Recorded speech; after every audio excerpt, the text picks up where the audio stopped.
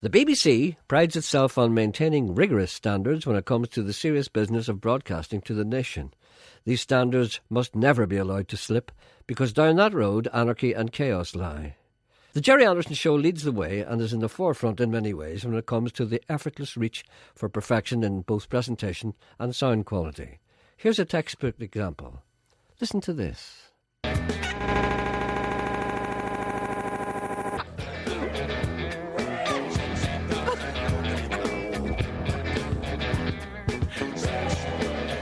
Wrong with this place today? Have you seen that? I must apologise. Something happened to the transmission there. What happened there? Have you any idea what happened? No idea, but there's a bit of a flap on Ken and the undertone were running into one another, bumping into Keystone cups. You have to see this, right? Oh, that's okay. Anyway, right. See, what happens is, let me explain what the mirth, or as Barry McElduff would say, what the levity is about. I've got a big arm here, and on the end of my arm is the microphone that I speak into. Now, it's attached to a wooden panel, which is about 3 feet away from me. Now, it won't stay down. It won't stay down. It's staying down now, so I have to hold it down. Anyway, what happened there? Was there some kind of malfunction, should I say? Was there? Yeah, well, we went off air. I don't know. It may have been some digger driver, maybe pushed his way through some kind of pipe, but I don't know. Anyway, good morning. Welcome to the programme. You see, that would have thrown another broadcaster. But I'm okay, because I'm a professional. I can handle it. You're like Melvin Bragg sitting in there this morning. Not the hair, Emma. Not the hair. It's very funny. Yeah. Einstein. More like Einstein, Emma said. Yeah. Oh, that's funny. Fix your hair. I'm not going to fix it. Your headphones fell off, and when you pulled them on, you've got your hair. That's it now. Put your headphones. That's better. There are signs that the art of walking aimlessly down country roads is on the wane, superseded by crap on TV, processed meals, and YouTube. But some of us plod grimly on in search of lonely kindred spirits in the night. And these good nights, a lot of people go out for a walk, but they don't want to go out for a walk. They're out to look for people to talk to. You know, the lonely people? Right. If you're one of those, I'm not suggesting you're lonely, but you're a man who likes talking to people. See, when you go out for a walk, do you like stopping, talking to people, or do you hide when people come along? I don't. I certainly don't hide. I hide. But it all depends on the body language of the other person. Exactly. Or in the shape of them. No, or you know, if you, when you see someone, you're out walking, they're out walking. Some people may be timing themselves. They may be, you understand, and they don't want to stop. They just want to say, "Are you all right? Oh, it's a great night." You can always tell the man who doesn't want you to talk to them. Yes, it all depends, and you know that if this person usually slows up and says, "Well, what about you, Kyle?" Oh, and then you know, the worst thing is any crack. Well, yeah. And then what do you say to that? What's the crack? So what do you say to that? Oh, what crack would I have at my time of life? Well, Ken said that to me this morning. The wee shite. Any crack, he says. I didn't know what they terrible. said. Maybe he means something else entirely. You know what he's like. Yeah. Hi, Jerry. Please say happy birthday. But you don't. At least I talk. No, let's not move away just yet. No, but at least I would stand and talk to people. You don't. I don't know. You give that body language. Oh, you want to walk on past. That's why I like the bike. When you're on the bike, you whiz past them. And you say, "Oh, no, hey!" Yeah. You're gone. Yeah. But sometimes you can't walk fast enough to avoid people. Not that there's anything wrong with people, but I'm basically antisocial. I have found now that the people. I'm not lying about this, but I have found that the general conversation that I would have with people is when you're out walking. We talk about, How long have you been walking? No, have you been walking an hour? What do you do? What's your route? And you ask people their route. And I was talking and then the other night that I was talking to a man, and he was telling me about his breakfast. How he looks after himself. What an exciting life you lead. Now follows a comprehensive discussion on all aspects of man's legs. It is worth noting that female legs rate only a fleeting mention. Make of this what you will. No, a man tried to show me his knee the other night. Oh, that's how it starts. I wouldn't look at it. No, a man, he got a new knee, and he wanted me to look at his scar. And he pulled up his trousers. I'm sure he did. And I wouldn't look. I said, "Look." It strikes me that many of these men that you talk to are stricken in years. Many of them are elderly. I mean, if a young girl, you'd say, yeah, give us a look at your knee. Yeah, Yeah, but could you imagine? Like, I'm standing on a main road and a man's pulling his trousers up. You know what I mean? What will the people think? and I turned me back on him. I was wise. I said, I'm turning me back at you. I said, I'm not turning around until you lower your leg. How many times have we heard that before? I used to live, many years ago when I was a young lad, about 16 or 17, 18 summers, yes. I think I probably was, maybe 17.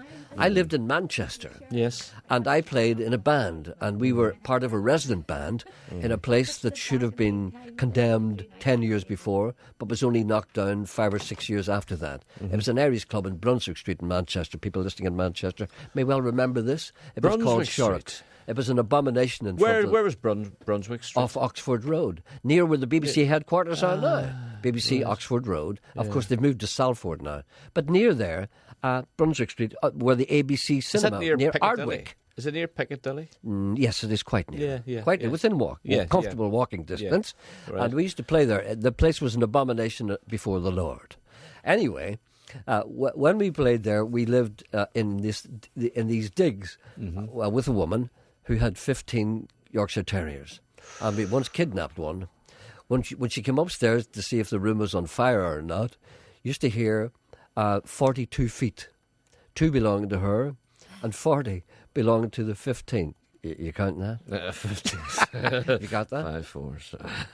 You got it? All right. Everything okay? Is it the 15 dogs? Yeah.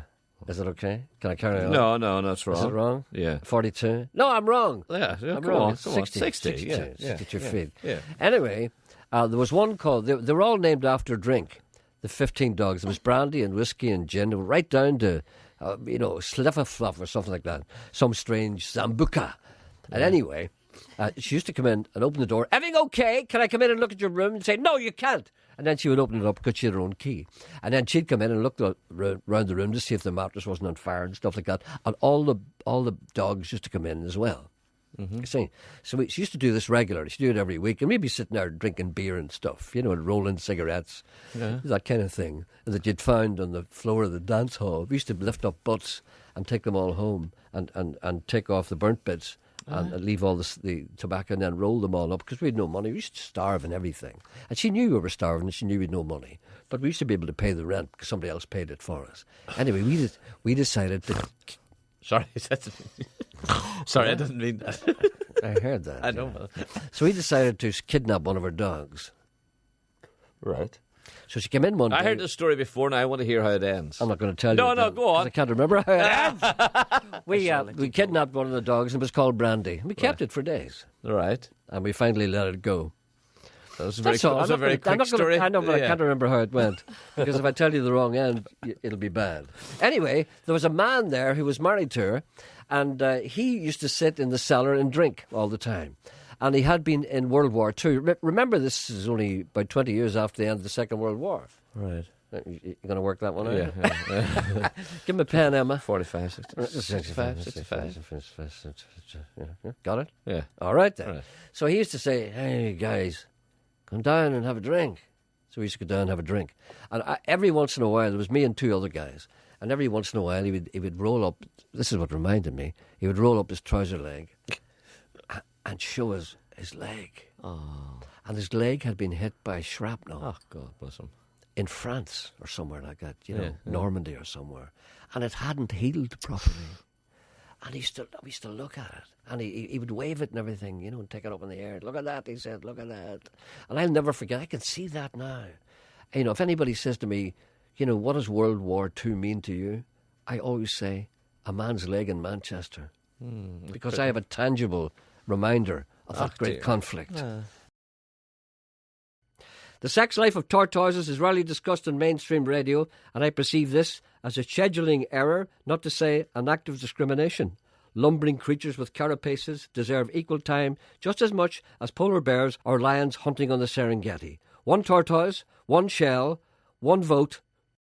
When you're looking for a partner, in all the magazines, you say NS. We don't look in magazines. I know, but you don't read. We don't look in magazines. They're in papers and everything. You don't read. Do you read those letters? Yeah, of course you do. Yeah, well, I'll blouse. That's all you are. Call me a blouse. That's all you are. I'm curious. You're an old blouse. I've got a good sense of Reading humour. I'm a letters. non-smoker, and I'm a white single male. That's a WSM, NS, and GSOH. You can't knock me. And So- PM. What does that mean? I have no idea. The Prime Plenty of money. Well, is there a OC. fee? Is there a fee What's involved? OC? What's that? OC. What's OC? FOC. No. Is it FOC? No, OC. Own car. Yeah, but what about FOC. I can think of one. the mating process free of charge? Well, I mean, it's against the law to charge for that one. You're looking for a female. Well, hold I'm on a looking minute. for a male. Let's nail this down here. What? He's looking against for the a male law. tortoise who will mount. Yeah, but you're not allowed to do it. What? Are you not allowed to do it? No, you're not allowed to do it. The tortoise is okay. No, but are you not allowed to do it? Or are you not allowed to charge for the service? Well, I don't know. It's the oldest profession in the world, so I'd assume by charging you would possibly infringing some law. Sean, things are different in the world of the tortoise. Yeah, but Tortoise? things Things are different in the world of the tortoise. Now, if you get a Galapagos tortoise, or indeed a Galapagos turtle, I don't know which, that's a bigger problem. But this man is innocent until proven guilty. He's looking for a male tortoise to service his female tortoise, or tortoiselle. So we cannot stand in his way. All we can do is not to query as to whether this is legal or not. We must facilitate. Well, can I ask a question? Yes. Where will it go to have the babies? To a little tortoisery. But where does it go? I don't know. Does it not normally go up a beach and dig a big hole and, That's do that? that's that turtle. Well, what Those what are would turtles. Yeah, but okay. Well, where does a tortoise go? Tortoise just A goes in tortoise- his little tortoise house. Where does it go? Does it go in the jungle? Where's it go? The It jungle. goes into hibernation, but it goes into a cardboard box with straw. Yeah, that's like the and then jungle, comes out isn't it? and comes out with a family. Yeah. Absolutely, yeah. Now, it's a slow process. How long? I'm not sure of the length of it. It just depends on the male tortoise, I suppose. Now, hold on a minute. Let's not let this get out of control. This programme provides expert advice on how to sex parrots and tortoises. Who would have thought that instruction was needed on how to sex humans? It was very obvious that there was women in there that weren't right. No, let's not say that. No, but I mean, what that weren't women. Okay, but there's nothing wrong with it. It's No, just that they I'm weren't not saying women. there's anything wrong with it. But Yes. for young fellas, it was the time when you went up and asked people to dance, and you really did want to have some sort of an idea who you were dancing with, right? You don't want to be dancing with a man. Exactly. Yes. And there's a fellow we got talking to now. There's a regular in the place, and he says there's one sure way of checking out whether it's a man or woman before you actually lift them. Can't think what that might be. Well, he called it the matchbox test. Yes. And he said what you did was, and this was at the time now, just to when you could ask girls to dance, and if they didn't dance, they could be put out Right. up in country halls, not in the town. Okay, yeah. When you would approach a girl, you would have a matchbox. Yes. And you would catch her eye, and you would throw the matchbox to her, Yes. right? If she spread her knees to spread her skirt to catch the matchbox, Yeah. that meant that she was she was a woman who would be practiced and using that to catch a matchbox.